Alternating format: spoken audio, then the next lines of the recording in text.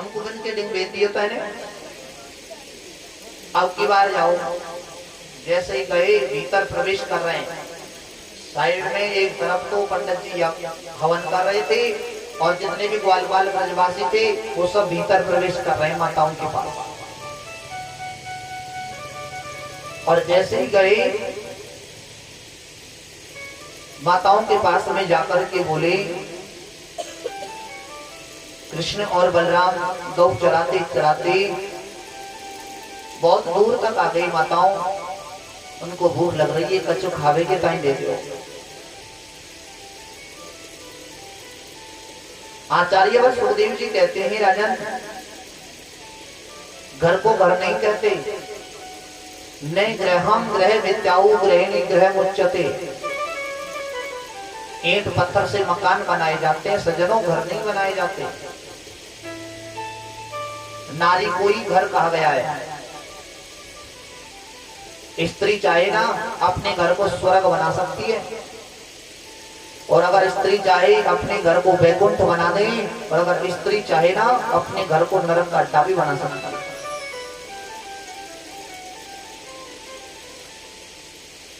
उन्होंने जाकर के जब निवेदन किया, यज्ञ पत्नियों ने कहा, आप थोड़ी देर बैठो, हम अभी भोग बनाते हैं। और जैसे ही उन्होंने माताओं ने झट से चूल्हा जलाया और 4 प्रकार का भोजन बनाया। बड़ा सुंदर स्वादिष्ट भोजन बनाया गोविंद के लिए, जो उसने योग पीने योग नमकीन मीठा चारों प्रकार थाली में सजाया। और बोली, भैया देखो, अगर आपको बुरा नहीं लगे तो हम चलें तुम्हारे साथ, अपने हाथ से भोजन करवाएंगे गोविंद को। ब्रजवासी बोले, रे माताओं ये तो अच्छी बात है। और जैसे निकल करके जा रही थी, पंडित जी कर रहे थे हवन, और बीच में उठ तो सकते नहीं है हवन है। इशारे में पूछ रहे, कहाँ जा रही हो? और यज्ञ पत्नियों ने क्या किया, उन पंडित जी की तरफ से घूंघट कर लिया, पर्दा कर लिया, क्योंकि जब तक नजर मिलेगी नहीं तो बात कैसे होगी। आचार्य सुखदेव जी कहते हैं, अगर नजर मिल गई और पूछ लिया कहाँ जा रही हो तो रुकना पड़ेगा। मेरे गोविंद वृक्ष के नीचे बैठा है, श्याम वर्ण की कांति है और गौर वर्ण के हैं बलराम जी। दोनों को देखा, ब्राह्मणों की जो पत्नियां हैं, यज्ञ पत्नी जो ब्राह्मणी है, जैसे ही गोविंद के मुखार बिंद को देखा तो पलक झपकना ही भूल गई। माताओं का तो हृदय गदगद हो गया सज्जनों। जैसे ही उनको आते देखा तो भगवान ने उठ करके उनको प्रणाम कर दिया। भगवान ने कहा, स्वागतम वो महाभागा आश्रिताम करवामुखिम यन्नोदिदृक्षया प्राप्त उपपन्नमिदं महीवः। माताओं आपका बहुत बहुत स्वागत है। आप ब्राह्मण पत्नियों को मैं प्रणाम करता हूँ माताओं। यज्ञ पत्नी बोली, गोविंद आपके लिए हम भोग बना करके लाएंगे, आप जरा भोग लगाइए ना।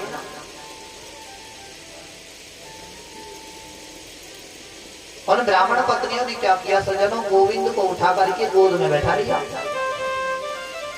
अपने हाथ से भोजन करवा रही है उनको।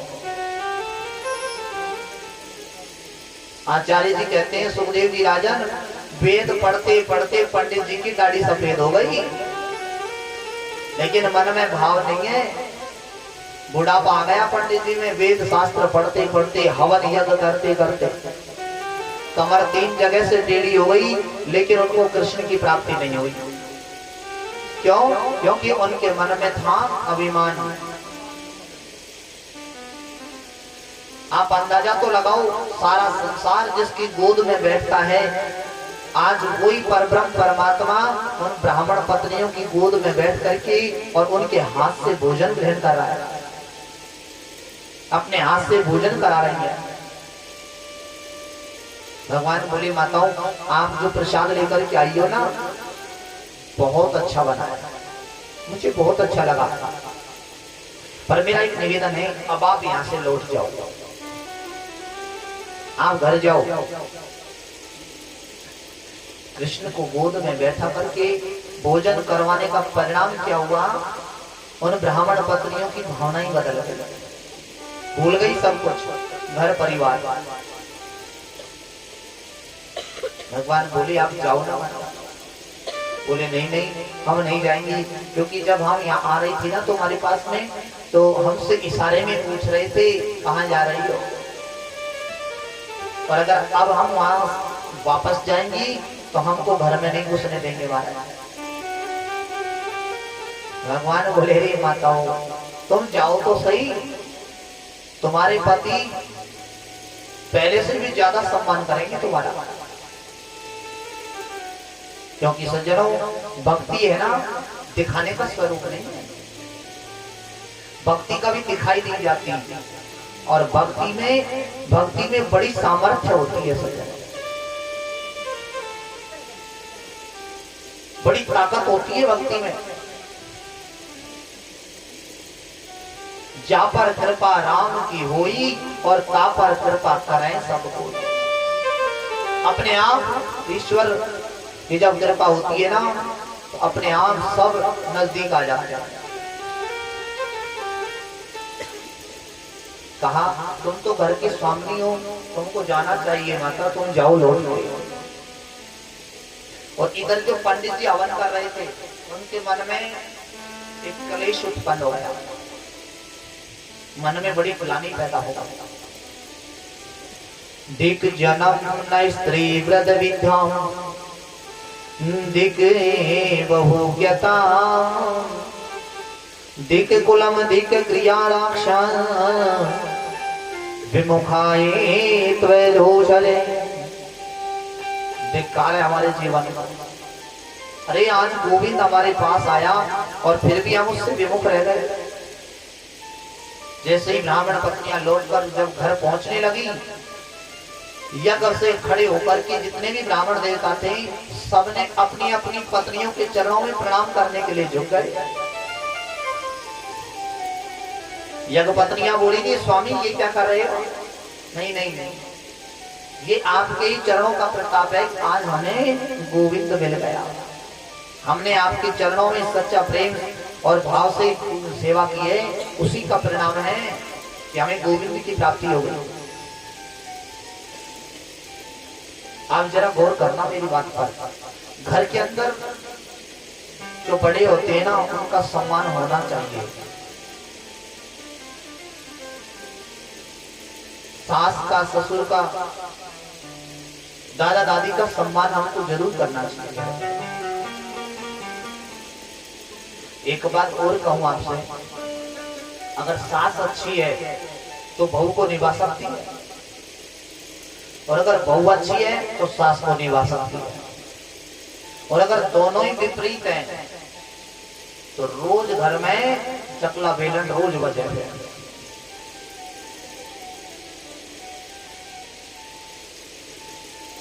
घर के अंदर बड़ों का सम्मान होना चाहिए। इस शास्त्र कहते हैं, मैं मन से नहीं कह रहा हूँ, भागवत कह रही है, जो हमसे बड़े हैं उनका सम्मान जरूर हो। सास को कभी अपने सास होने का अभिमान नहीं होना चाहिए। सास को ये सोचना चाहिए कि जिस तरह मेरी बेटी बहू बनकर पराये घर में गई है ना, उसी तरह से ही पराये घर की बेटी बहू बनकर मेरे घर में आई है। बहू को बहू का दर्जा मत दीजिए, बहू को बेटी का दर्जा दीजिए, तभी तो गृहस्थ अच्छा चलता है।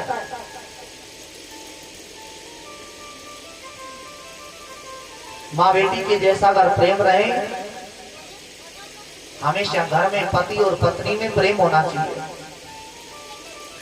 पत्नी को पत्नी कहलाने का अधिकार तभी है वास्तव में तब वो प्रत्येक स्थिति में अपने पति की सेवा करे, प्रत्येक स्थिति में पति का साथ दे, सुख में भी और दुख में भी। और पति को पति कहलाने का अधिकार भी तभी होता है कि प्रत्येक स्थिति में अपनी पत्नी को खुश रखे, तभी तो घर अच्छा रहता है। गृहस्थी रूपी जो रथ है, इसके दोनों पहिए पति और पत्नी,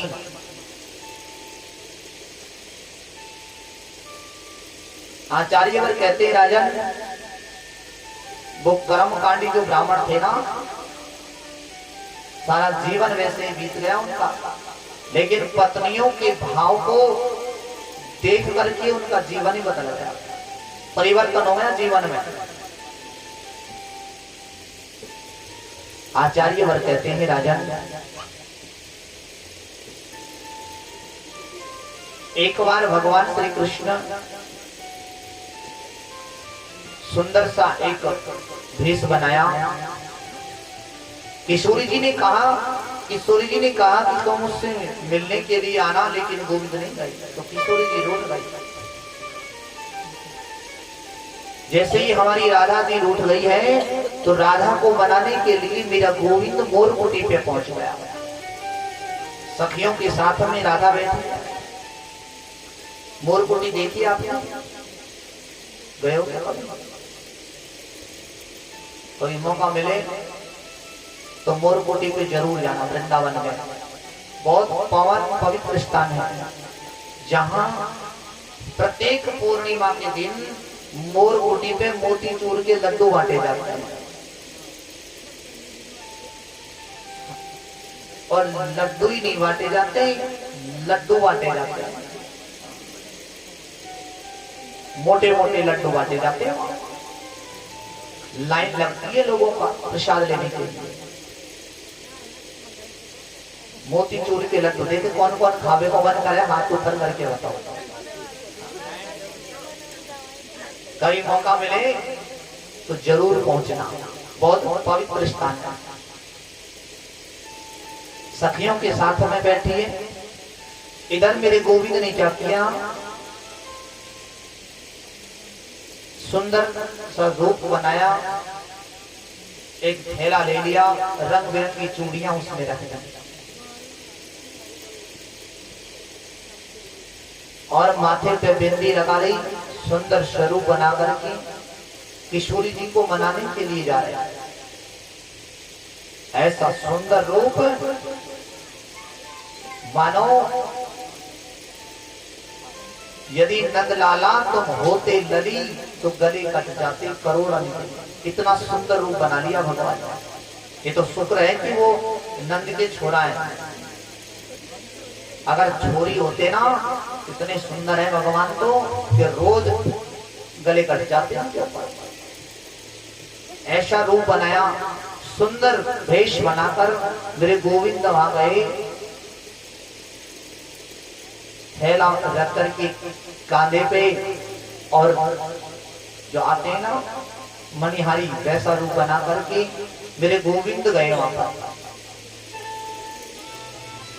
मणिहारी का भेष बनाया, वो श्याम चूड़ी बेचने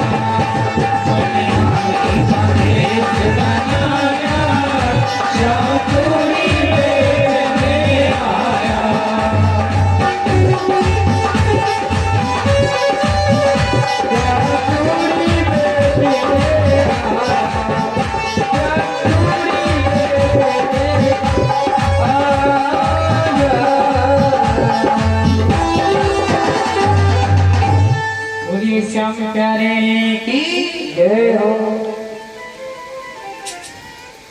आचार्य सुखदेव जी बोली राजा, मोर कुटी पर जब गई भगवान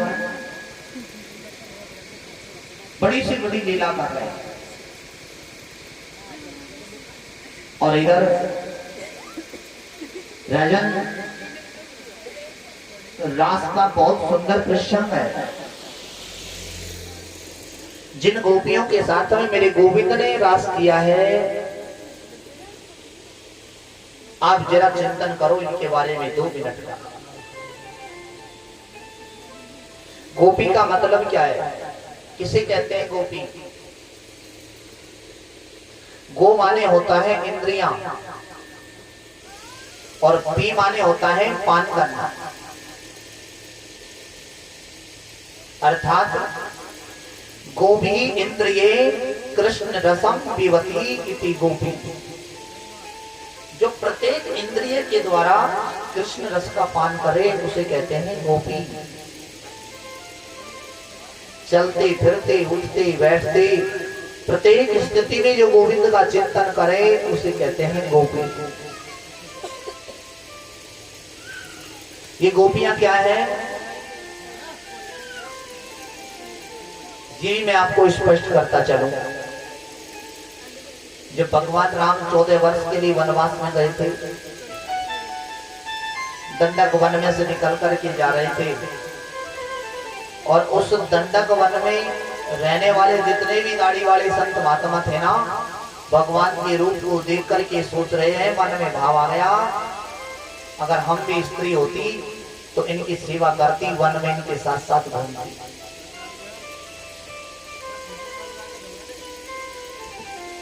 ये वही दंडक वनवासी संत हैं जो यहाँ आज गोपी बन करके आए। इतना ही नहीं, समुद्र मंथन के समय जब मंदराचल पर्वत नीचे धंसने लगा,